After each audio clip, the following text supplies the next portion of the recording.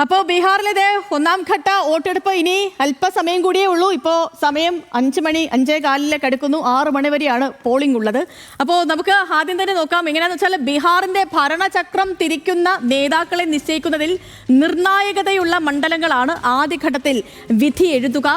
നിലവിലെ ഉപമുഖ്യമന്ത്രിമാരും BJPയുടെ സംസ്ഥാന നേതാക്കളുമായ സാമ്രാട് ചൗധരി, അതേപോലെ തന്നെ നമുക്ക് ദൃശ്യങ്ങളിൽ കാണാം സാമ്രാട് ചൗധരി,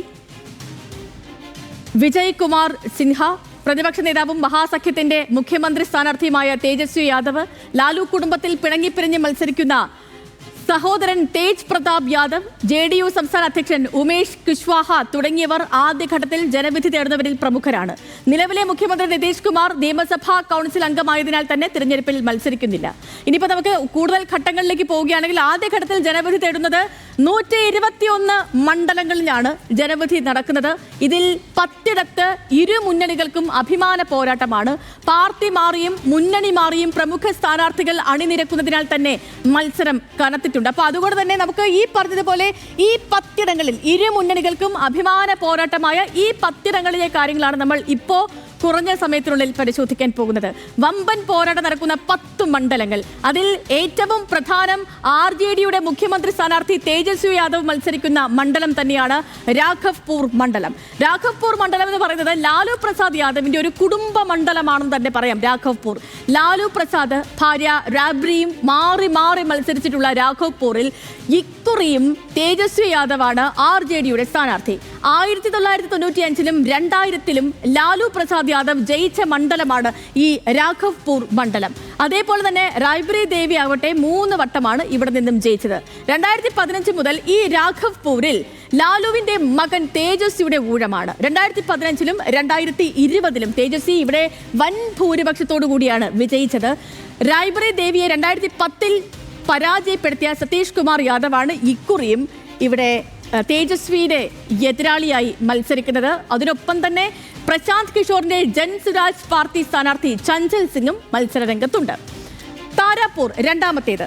താരാപൂരിലേക്ക് വരികയാണെങ്കിൽ താരാപൂർ എപ്പോഴും JDUവിന്റെ ഒരു ശക്തി കേന്ദ്രമാണ്. താരാപൂർ 6 JDUവും തമ്മിൽ കാലാകാലങ്ങളായി മത്സരിക്കുന്ന, നേരിട്ട് ഏറ്റുമുട്ടുന്ന ഒരു മണ്ഡലമാണിത്. എന്നാൽ ഇക്കുറി സീറ്റ് ധാരണ പ്രകാരം ഈ മണ്ഡലം BJPക്ക് JDU വിട്ടുകൊടുത്തിട്ടുണ്ട്. ഉപമുഖ്യമന്ത്രി സാമ്രാട് ചൗധരിയാണ് NDA സ്ഥാനാർത്ഥി. കുശ്വാഹ, യാദവ, മുസ്ലിം, പട്ടികജാതി ഈ വിഭാഗക്കാർക്ക് വലിയ സാന്നിധ്യമുള്ള മണ്ഡലം കൂടിയാണ് താരാപൂർ എന്ന് പറയുന്നത്. JDU സ്ഥാനാർത്ഥി അരുൺ കുമാറാണ് ഇവിടെ മത്സരിക്കുന്നത്. ഇനി മൂന്നാമത്തേത് ലഖിസരായ് ആണ്. ലഖിസരായിലേക്ക് വരികയാണെങ്കിൽ നിതീഷ് സർക്കാരിലെ രണ്ടാമത്തെ ഉപമുഖ്യമന്ത്രിയായ വിജയ് കുമാർ സിൻഹയുടെ മണ്ഡലമാണിത്. 6ാം വട്ടമാണ് അദ്ദേഹം ഇവിടെ നിന്നും മത്സരിക്കുന്നത്. യാദവർ, അതേപോലെ ഭൂമിഹാർ, OBC വിഭാഗം ഇവർക്കാണ് ഈ ലഖിസരായിൽ വലിയ പ്രാമുഖ്യമുള്ളത്. വികസന വിഷയങ്ങളാണ് പ്രധാനമായും ചർച്ചയായത്. സിൻഹയെ ജൻസുരാജ് പാർട്ടിയുടെ സ്ഥാനാർത്ഥി സുരാജ് കുമാറും ഇവിടെ എതിർക്കുന്നുണ്ട് എന്നുള്ളതും എടുത്തു പറയണം. 2010, 2015, 2020 എന്നീ വർഷങ്ങളിൽ തുടർച്ചയായി ജയിച്ച് ഈ മണ്ഡലത്തിൽ BJP അതിശക്തമായ വേരുകൾ ഉണ്ടാക്കിയിട്ടുണ്ട്. ഭൂമിഹാർ, ഉപരി സമുദായം എന്നിവരുടെ വോട്ടുകളാണ് ഇവിടെ BJP പിന്തുണച്ചത്.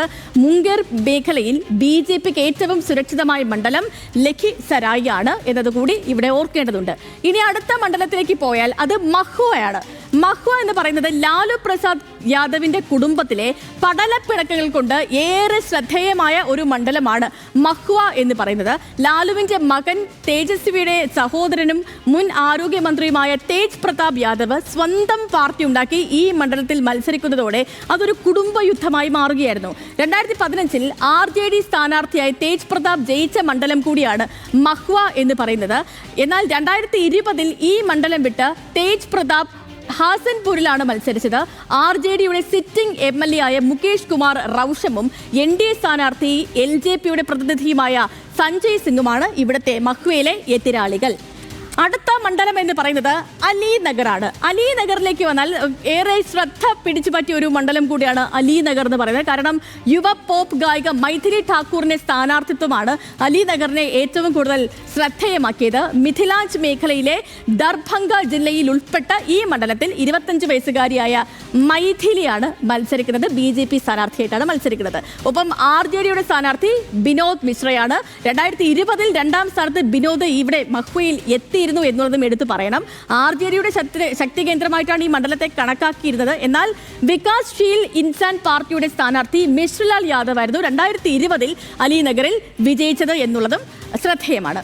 ഇനി അടുത്ത മണ്ഡലം അത് ഹാസൻപൂർ ആണ്. ഹാസൻപൂരിലേക്ക് വരികയാണെങ്കിൽ NDAയും അതേപോലെ തന്നെ മഹാസഖ്യവും നേരിട്ട് ഏറ്റുമുട്ടുന്ന ഒരു മണ്ഡലമാണ് ഹാസൻപൂർ എന്ന് പറയുന്നത്. 2020 മുൻപ് 2 വട്ടം JDU കൈവശം വച്ചിരുന്നു ഈ മണ്ഡലം. എന്നാൽ 2020 തേജ് പ്രതാപ് യാദവ് ജയിച്ച് ഈ മണ്ഡലം RJDക്കായി നേടി. പക്ഷേ ഇത്തവണ JDU സ്ഥാനാർത്ഥി രാജ്കുമാർ റേയെ RJDയുടെ മാലാ പുഷ്പാണ് നേരിടുന്നത്. ഇനി അടുത്തൊരു മണ്ഡലത്തിലേക്ക് നമ്മൾ പോയാൽ അത് ഹർനൌട്ടാണ്. ഹർനൌട്ട് എന്ന് പറയുന്നത് ഈ മുഖ്യമന്ത്രി നിതീഷ് കുമാറിന്റെ ഒരു ശക്തി കേന്ദ്രമായാണ് അറിയപ്പെടുന്നത് പോലും. കാരണം ഈ നളന്തയിലെ ഹർനൌട്ട് മണ്ഡലം 1985 നിതീഷ് ആദ്യമായി മത്സരിച്ച് നിയമസഭാ അംഗമായ മണ്ഡലം കൂടിയാണ് എന്നുള്ളതാണ് ശ്രദ്ധേയം. അതിനുശേഷം JDUവിന്റെ ഒരു ശക്തി കേന്ദ്രമായിട്ടാണ് ഈ മണ്ഡലത്തെ ഇപ്പോഴും അറിയപ്പെടുന്നത്.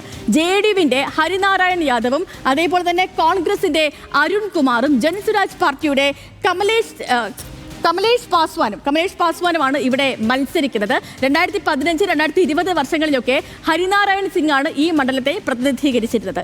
ഇനി അടുത്ത മണ്ഡലത്തിലേക്ക് പോയാൽ അത് ഷിയോഹാർ ആണ്. ഷിയോഹാർ എന്ന് പറയുന്നത് മുൻ RJD നേതാവും അതേപോലെ തന്നെ ലാലു പ്രസാദ് യാദവിന്റെ വലങ്കൈയായി അറിയപ്പെടുകയും ചെയ്ത രഘുനാഥ് ഝായുടെ സ്വാധീനമുള്ള ഒരു മേഖലയാണ് ഇത്. 1972 മുതൽ 95 വരെ, അതായത് 1995 വരെ രഘുനാഥ് ഝായാണ് ഈ മണ്ഡലത്തെ പ്രതിനിധീകരിച്ചത്. എന്നാൽ പിന്നീട് ഗുണ്ടാ തലവൻ ആനന്ദ് മോഹൻ ഈ പ്രദേശത്ത് അദ്ദേഹത്തിന്റെ സ്വാധീനം ഉറപ്പിക്കുകയും അത് വലിയ ചർച്ചയാവുകയും ഒക്കെ ചെയ്തതാണ്.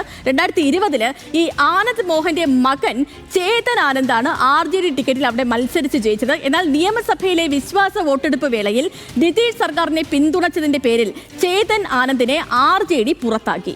ഇക്കുറി മുൻ കേന്ദ്രമന്ത്രി രഘുനാഥ് ഝായുടെ മകൻ നവനീത് ഝായാണ് RJDക്ക് വേണ്ടി ഇവിടെ രംഗത്തിറങ്ങുന്നത്. JDU സ്ഥാനാർത്ഥി ശ്വേത ഗുപ്തയും ജൻസുരാജ് പാർട്ടി സ്ഥാനാർത്ഥിയായ നീരജ് സിംഗ് ആണ് എതിരാളി. 5 വട്ടം RJD ജയിച്ചിരുന്നു.